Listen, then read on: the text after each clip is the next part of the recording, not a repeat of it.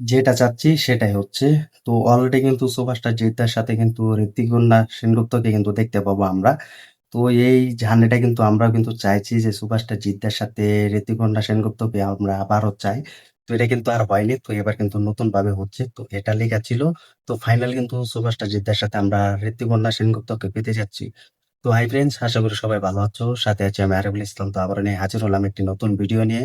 তো সবাই শেষ পর্যন্ত ভিডিওটি দেখবে, আর চ্যানেলে যারা নতুন হয়ে আছো চ্যানেলটা সাবস্ক্রাইব করে দিও। তো সুপারস্টার জিদ্দার সাথে কিন্তু ঋতুপর্ণা সেনগুপ্ত কিন্তু ফিরতে চলেছেন। তো কেউ বলে বিপ্লবী, কেউ বলে ডাকাত, এই মুভির মাধ্যমে। তো এটাই চেয়েছিলাম, এটাই হচ্ছে। তো সুপারস্টার জিদ্দার সাথে কিন্তু আমরা দেখতে পেয়েছি যে একটি নন্দেশ মুভি। তো সেখানে কিন্তু একটি অফিস উদ্ভাবন করে সুপারস্টার জিদ্দার সাথে আমরা কিন্তু সেখানে দেখতে পাই ঋতুপর্ণা সেনগুপ্ত। তো এই ঝালিটা কিন্তু অবশেষে কিন্তু দর্শকদের মনে কিন্তু এক নতুন সুযোগ কিন্তু আসতে যাচ্ছে। তো এই ফাইনালে কিন্তু ঋতুপর্ণা এবং সুভাষটা জিদ্দা ফিরতে চলেছেন বিপ্লবী মুভির মাধ্যমে।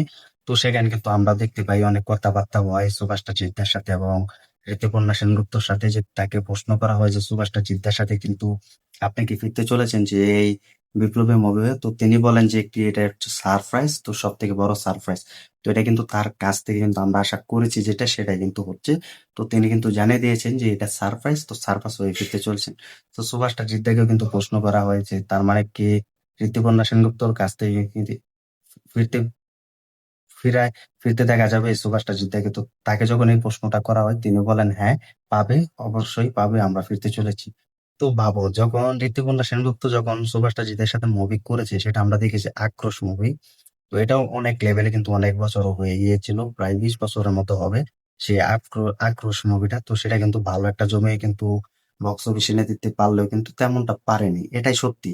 তো এখন এই বিপ্লবী মুভিতে কিন্তু ঋতুপর্ণা সেনগুপ্তকে কিন্তু আমরা সুভাষটা জিতের বিপরীতে কিন্তু সুভাষটা জিদ্দার সাথে কিন্তু দেখতে পাবো।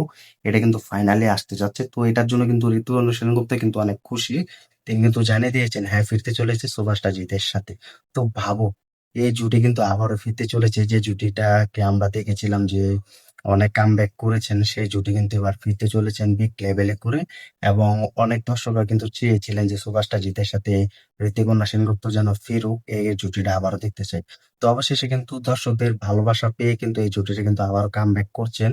তো নন্দিস ফিল্ম একটি অফিস কিন্তু উদ্ভাবন করে, তো সেখানে কিন্তু সুভাষটা জিতও উপস্থিত ছিলেন, ঋতিকন্যা সেনগুপ্ত কিন্তু উপস্থিত ছিলেন। তো সেখানে কিন্তু অনেক কথাবার্তা হয়। তো এই জুটি কিন্তু আবারও কামব্যাক করতে দেখা যাচ্ছে এবং আবারও হবে। তো এটার জন্য কিন্তু সব থেকে বেশি খুশি হয়েছে আমি, কারণ ঋতুপর্ণা সেনগুপ্তকে কিন্তু সুভাষ রাজিতের সাথে আর কোনো বড় মুভিতে বা 2014, 15, 16, 18 এরকম লেভেলে কিন্তু আমরা মুভি দেখতে পাইনি। তো এই স্কেলে কিন্তু এই মুভিটি তৈরি করতে যাচ্ছেন, তো এটার জন্য কিন্তু অনেক মাপের কিন্তু শুটিং শুরু হবে। তো এই মুভিটি কিন্তু 2026 সালে মনে হয় রিলিজ দিবে, কারণ এই বছর পুজোতে এই মুভিটি রিলিজ হচ্ছে। তো তোমরা কমেন্ট করে জানিয়ে দাও এই ঋতুপর্ণা সেনগুপ্তর সাথে সুভাষটা জিদ্দা আবারও কামব্যাক করছেন, এই দুই জুটি ফিরছেন, কতটা খুশি হয়েছে কমেন্ট করে জানিয়ে দাও। ভিডিওটি ভালো লাগলে শেয়ার করে দিও, চ্যানেল নতুন হয়ে থাকলে চ্যানেলটি সাবস্ক্রাইব করে দিও। দেখা হবে নতুন ভিডিও নিয়ে, নতুন আপডেট নিয়ে। ধন্যবাদ সবাইকে এতক্ষণ সাথে থাকার জন্য।